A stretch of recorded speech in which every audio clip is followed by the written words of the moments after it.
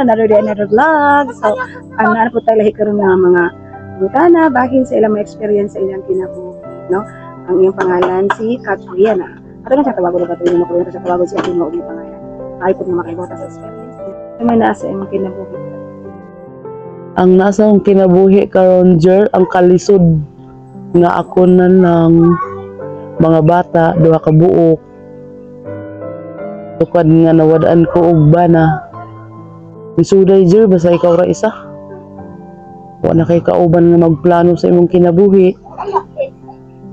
Sa karon lagi Jer, di na ako makuha na akong kinabuhi kay muro sa ako wala na. Sige akong kakalimot. Di gani ko makalimot sa nahitabo tungod kay walay hustisya.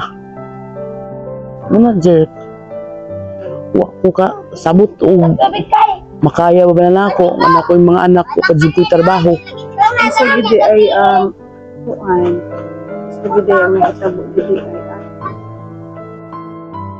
Ang nahitabo ato Jer, nag-ayo ra to sa balay tong tao, gipusil diretso ako bana.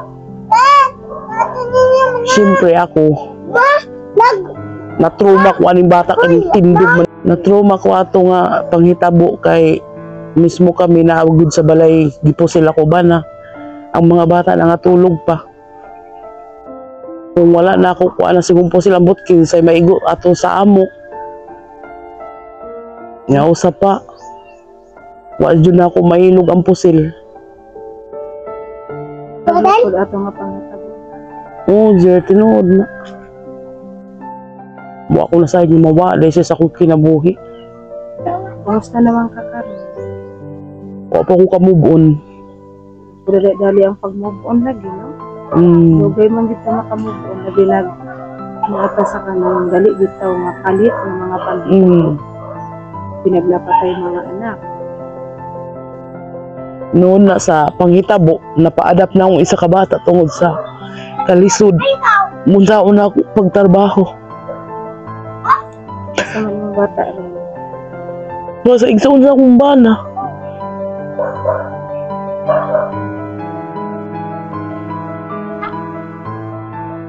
Sige ra kay importante na walay na kuan mahitabo sa mga bata.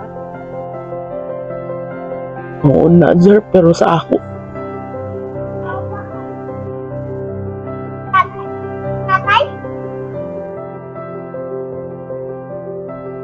Sa may mo ang mga plano mo karon.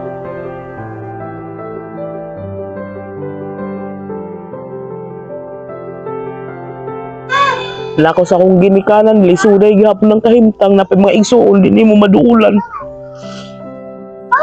Way makatabang. Aduol ko gihapon. Dili Jer, nayuban na igsuon nga di ka makaduol, di magkapariya.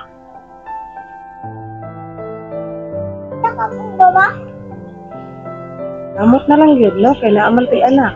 Mo gani. Kapakawalag paglaom.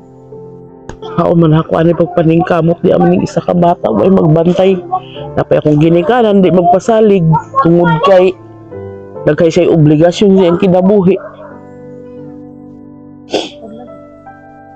Sige ra, basta lang tanan problema masulbad naman na sa. Importante lang gyud sa imong kinabuhi nga makalig-on gyud ka. Pumadaan gay ko sa pag-asa.